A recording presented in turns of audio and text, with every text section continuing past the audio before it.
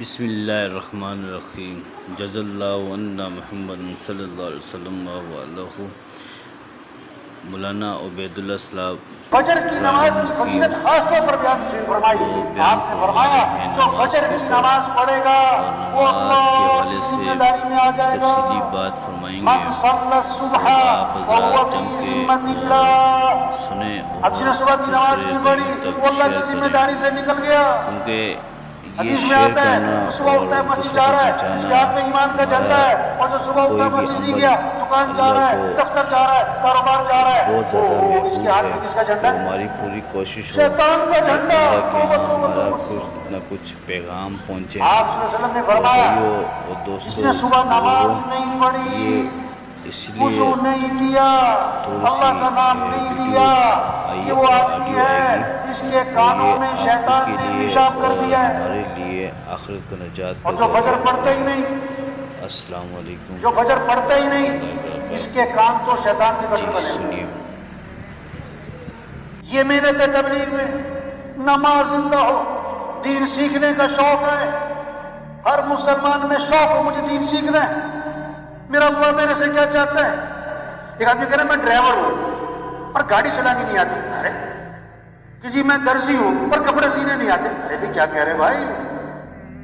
ہاں میں بڑا زبردست کوک ہوں، باورچی ہوں.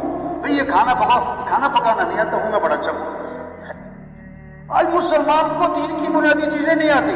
پچھلے دنوں ایک نوجوان ملا، میں نے کیا پڑھتے ہو کہ میں فرسٹ ایئر میں ہوں، فلاں کالج میں ہوں. اچھا کتنی فیس ہے؟ اتنی فیس ہے. پہلے کہاں پہ پڑھے کہ فلاں اتنی فیس ہے. اچھا میں کہا اچھا غسل کے فرض بتانا. کہتا 8. میں نے کہا پوری بھی کر کے دکھا دیں.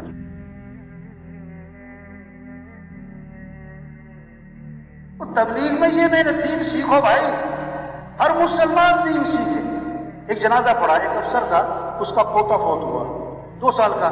تو جنازے میں سارے بڑے بڑے افسران تھے، بڑے بڑے افسران، بڑی بڑی گاڑیاں، 4 گن مین.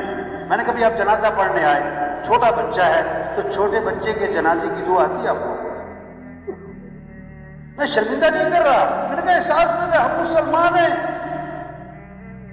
دین سیکھو بھائی. ہمارا اللہ ہم سے کیا چاہتا ہے؟ ہمارے نبی پاک صلی اللہ علیہ وسلم کا طریقہ کیا ہے؟ آپ کی زندگی کیسی ہے؟ یہ تبلیغ میں محنت ہو رہی، دین سیکھنے کا شوق پیدا کیا جا رہا ہے. اسے کہتے ہیں گھروں میں تعلیم ہو، مسجدوں میں تعلیم ہو، ہر مسلمان تعلیم کے حلقوں میں بیٹھے تاکہ اس کے اندر شوق پیدا ہو، اعمال کے فضائل کو سنیں تاکہ شوق پیدا ہو، اعمال کا شوق پیدا ہو. آپ صلی اللہ علیہ وسلم نے فرمایا جو فرض نماز کے بعد آیت الکرسی پڑھے گا، اس کے اور جنت کے درمیان اس کی موت کا فاصلہ ہے، مرتے ہی سیدھا جنت میں جائے گا. واہ واہ. اب یہ شوق پیدا ہو گیا.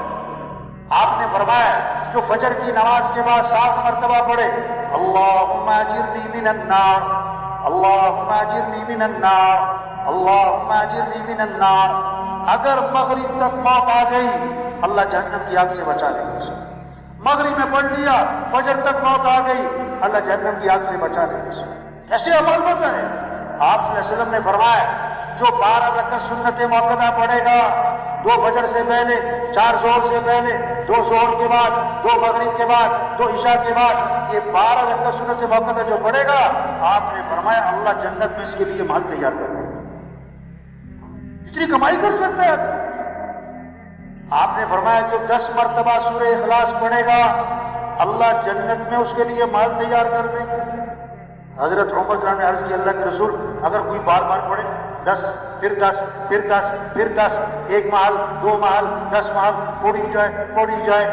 اللہ کے نبی نے فرمایا اللہ کے خزانے بہت بڑے، وہاں کمی تھوڑا ہے کہ اللہ کہے گا بس کر لو.